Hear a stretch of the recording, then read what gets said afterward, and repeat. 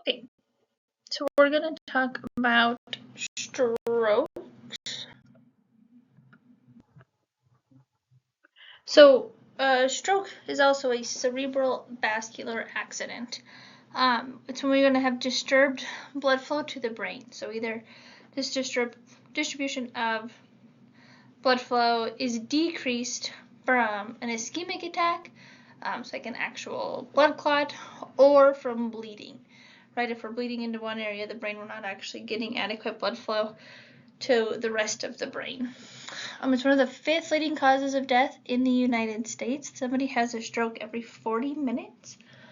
And we'll talk about the NIHSS, so the National Institute of Health Stroke Scale, which is an assessment tool we use to determine how bad a stroke is. Ischemic strokes are the most common type of stroke. About 87% of strokes are ischemic, and this is the result of an emboli, which is causing blood vessel occlusion. We can have emboli as a result of atrial fibrillation. We can have an emboli that launches off from our carotid arteries. And then our other type of stroke is a hemorrhagic stroke. So this is usually intracerebral hematoma, so bleeding within our brain, or like a very large collection of blood, or a subarachnoid hemorrhage. That's going to be hemorrhaging above the subarachnoid space. Okay, so underneath. So our subarachnoid space, this is going to be below our arachnoid manor, right, which just lives right above our pia mater, which is our brain tissue itself. So we're going to be underneath, like our dura, then under the arachnoid, and then right above the pia.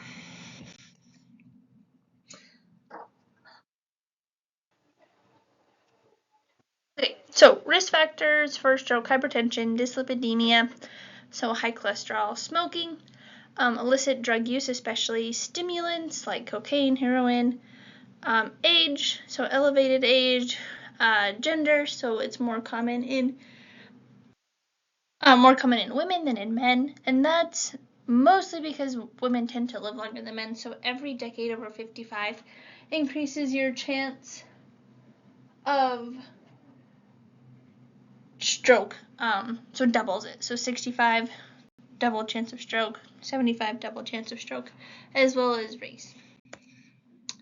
So TIAs, so transient ischemic attacks. So the big thing with TIAs is they're transient. So these are going to be symptoms that last a couple minutes, maybe a couple hours, but then they go away on their own. They don't need medication. Our body's dissolving the clot on its own. So our body releases plasminogen, breaks down that embolism, and then our patients are perfusing their brain again. A lot of strokes, so 20-25% of TIAs progress to strokes or increase that risk of stroke. Okay, generally it's because we have some sort of occlusion in our carotid arteries, and those are breaking off, or even positional changes. So if we have atherosclerosis in our carotids or our vertebral artery, when we have changes in where our head is, that can occlude those arteries, causing TIA. So patients will still have stroke symptoms.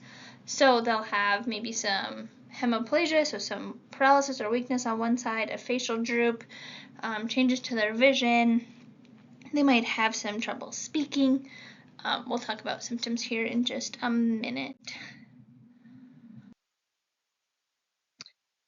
Ischemic stroke is a blockage of blood flow. So it's decreased blood flow and oxygen to cerebral tissue, which is going to cause an infarct. So we have some sort of embolism, so some sort of clot breaks off. It can break off in our vertebral arteries. It can break off within the arteries in our brain. And we can kind of have a result like we do with like an acute coronary syndrome.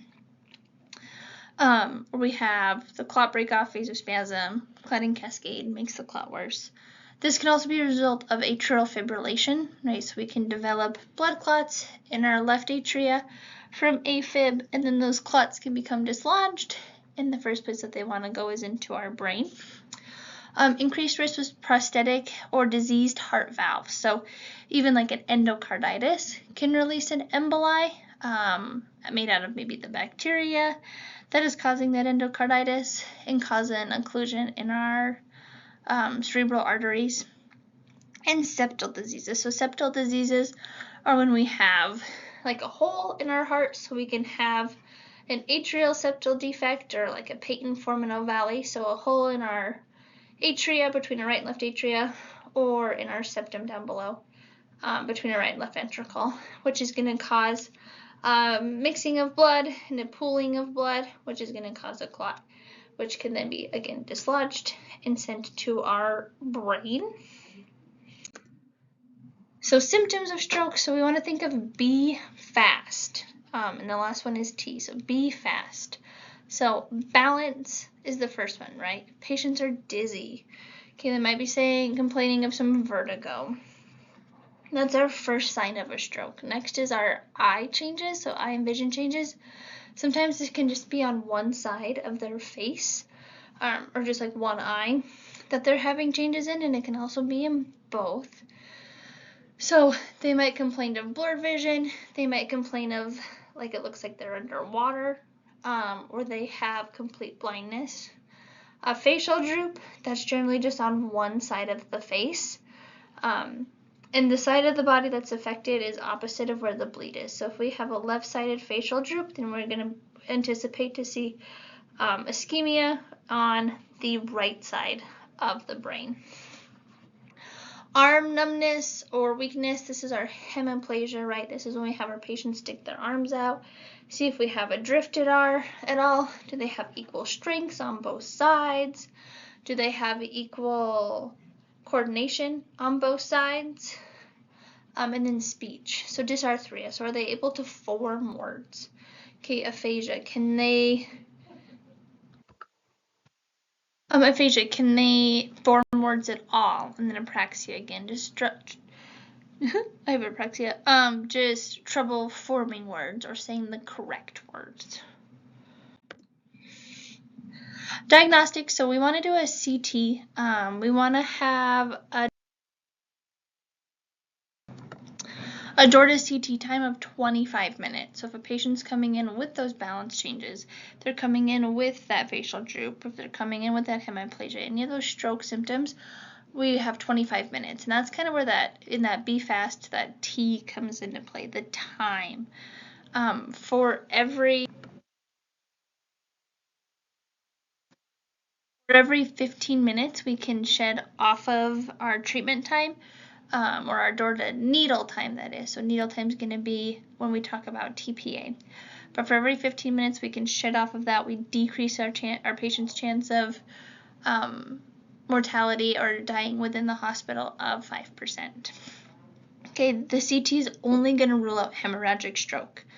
It has to be at least 24 hours before we see CT changes from an ischemic stroke. Okay, it takes that long to see the hypoxia affecting our brain.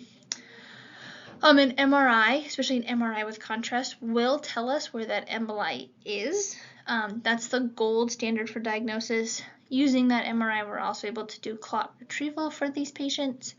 And then we'll also want to do our National Institute of Health stroke scale. That is also diagnostic for how bad this stroke is.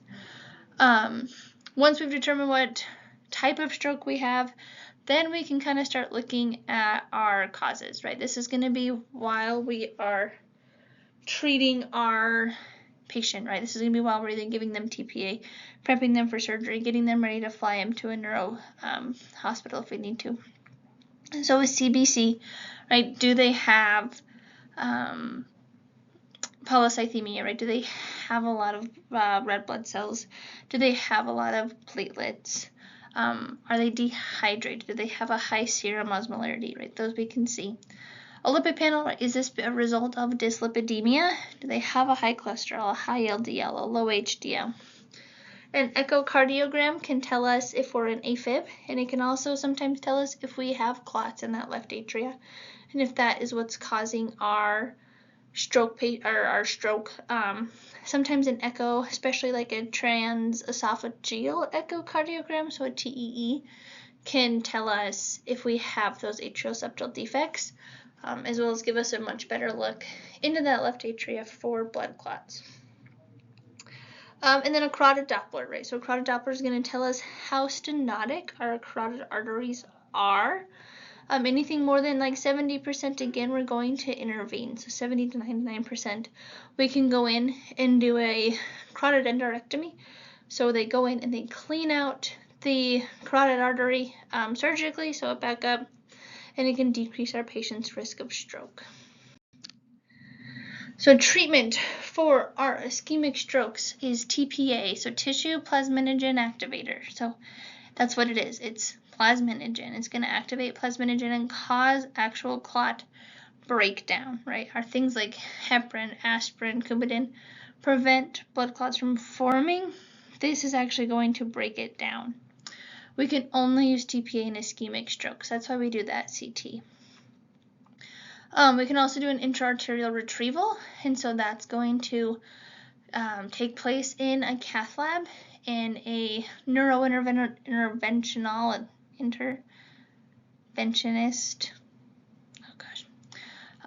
is going to go in and kind of like a heart cath, they're able to go in with catheters up into that cerebral artery and retrieve that clot. They can do that in Missoula and Kalispell. I don't know if they're able to do it in Billings, which would also be like our thrombectomy. So we go in, remove the blood clot, and then antihypertensives as well. So sometimes if our patients are severely hypertensive, that can actually cause ischemia, because we're going to decrease blood flow to the brain. So in order to meet criteria for TPA, so our thrombolysis IV, still recommended that the last known normal is 3 to 4.5 hours. There are some studies saying that 24 hours is the new window, but as of now, we'll just go with 3 to 4.5 hours. So again, that's why that time is so important. So we can get patients treatment, so they're not going to have prolonged disability or morbidity because of their stroke. They have to have a measurable neurological defect. Right? If somebody comes in, they had a little bit of dizziness, we're able to find this blood clot, but their symptoms are really mild, we're not going to give them TPA because the benefits do not outweigh the risks. Cannot have a hemorrhagic stroke on the CT scan. At least 30 minutes of symptoms, right? We don't want to give TPA for a TIA because it's going to clear up on its own. No recent surgery. Obviously, because if they just had a big abdominal surgery, we give them TPA, we're going to break up all of that, all those scabs that they've developed, all of those blood clots, and can cause hemorrhage. No history of stroke or diabetes, which is hard because a lot of these patients are diabetic just because it increases their risk of a hemorrhagic stroke. Less than 80 years old, and then no internal bleeding in the last 21 days. So complications of stroke. So again, those long-term neurological defects, right? We might have taken care of patients who had a stroke 5 years ago and are still weak on one side, or they're not able to talk appropriately with their family, or they can't swallow. They have to be on some sort of altered diet. There's also a possibility of a hemorrhagic transformation. So when we have ischemic brain tissue, it becomes really fragile, and it's at a high risk for rupture and then bleeding. So when patients convert, you'll hear that they converted to hemorrhagic stroke, it increases their chance of, increases their risk of mortality up to like 42%. So pretty high risk. And it can even be from, like when we reestablish perfusion, that trauma can cause the bleeding because that tissue is so fragile. Hemorrhagic strokes, these are less common, 13%. 10% of patients who have hemorrhagic strokes die before they even get to the hospital, 50% while they're in the hospital. And then of those survivors, another 50% have major deficits. So hemorrhagic strokes have a lot worse outcomes. And they're a lot harder to treat. So we have bleeding in the brain tissues, the ventricles, or the subarachnoid space. So again, below that arachnoid tissue. A lot of the causes is going to be a rupture of an AVM, so that's an arterial venous malformation, or an aneurysm in the brain. We see these a lot too with patients who have hypertension. They develop these aneurysms, and then these aneurysms eventually burst and bleed. Hemorrhagic strokes can also be a result of a brain tumor, as those tumor cells kind of make their way, or those cancer cells make their way through the brain tissue. They can be hard on capillaries, blood vessels, and cause bleeding. So the risk factors of hemorrhagic stroke: hypertension, smoking, alcohol use, again, our stimulant uses. Females, a history of cerebrovascular disease, especially a history of stroke, right? Because if they had a stroke before, they already have that fragile tissue, and it can put them at a higher risk, as well as postmenopausal women. So if we think female and age, as well as being postmenopausal, increases that risk. So treatment. So our biggest treatment for hemorrhagic strokes is going to be preventing any complications, right? We want to try to catch it early, reduce their risk of bleeding, and then surgery. So surgery can be aneurysmal clips and coils. And then as nurses, we're going to be wanting to do things to decrease their intracranial pressure, and then management of their blood pressure. With strokes, we want them a little elevated in their blood pressure, but not too high. There's a pretty narrow prescribed window of where our blood pressure needs to be. Again, complications, again, right, hemorrhage, they're bleeding. Cerebral edema, right, because we're going to have excess fluid in the brain. And then we can have delayed cerebral ischemia. So after this hemorrhage, right, we're bleeding into the tissues, we're not perfusing the tissues. It can cause hypoperfusion of the brain, as well as vasospasm, which is going to further that hypoperfusion. And then we can also develop SIADH, so syndrome of inappropriate antidiuretic hormone. When we have extra pressure on that pituitary gland, it can release or not release antidiuretic hormone, which is going to cause our patients to pee out a lot of their sodium and a lot of their fluid. So it'll look like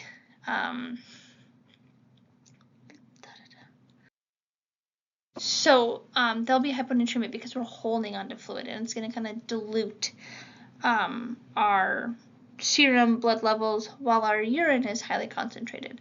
So we'll be peeing out sodium, not peeing out as much water, and then retaining water, causing some hyponatremia, which is also going to worsen our cerebral edema because we're going to have all that extra fluid in our blood vessels. So as nurses, what we are going to do is neurological assessment, right? We're going to be assessing their Glasgow Coma Scale. We're going to be assessing their strengths on both sides, their sensation on both sides, at least every 4 hours, if not hourly. We're going to be watching our ABCs, especially that airway. Can they protect their airway? Do they have enough neurological function to protect their own airway? Are they breathing on their own? Are they super bradykinic, or are we having maybe some Kussmaul respirations, which can indicate that we're having changes in our increased intracranial pressure, and then circulation. So this is also sometimes when patients have an increased ICP, we can see bradycardia as well as a narrowing pulse pressure. We also want to make sure that we're perfusing okay. So checking peripheral pulses, checking color, and then monitoring those vitals, especially our respiratory rate, our heart rate, and our blood pressure. Reduction of stimuli, that's going to help reduce our intracranial pressure, right? So lights off, turn down any loud noises, try to turn down any beeping if we can. Our National Institute of Health stroke scale, vitals every hour, electrolytes pretty frequently, right? We're going to want to be watching for our sodium, we're going to want to watch potassium, going to want to watch our magnesium. A bedside swallow screen, our patient has to be awake for that, and then back to airway, right? Can they protect their airway? Are they able to swallow their own secretions? And then from there, can they handle ice chips? Can they handle water, or are they aspirating? Elevate that head of the bed at least 35 degrees. Aspiration precautions, again back to this bedside swallow screening. We don't want family members in there providing anything to eat or drink, even though swabs sometimes can be too much because patients are at a high risk of aspirating. When they cough, increases their intracranial pressure, and we also don't want them to develop a pneumonia. And then if a patient has received TPA, they need to be on hourly neuro assessment, hourly vitals, and then bleeding precautions, right? These guys are going to be high fall risks. We don't want to draw any more lab work than we have to. We don't want to have to start new IVs. We want to try to get our 2 large bore IVs before we administer our TPA. Even maybe place a central line before we administer TPA if we're going to be doing frequent labs. If we need to do monitoring, right, and put in that ART line before our TPA so we're not having them bleed all over as we're trying to get a line.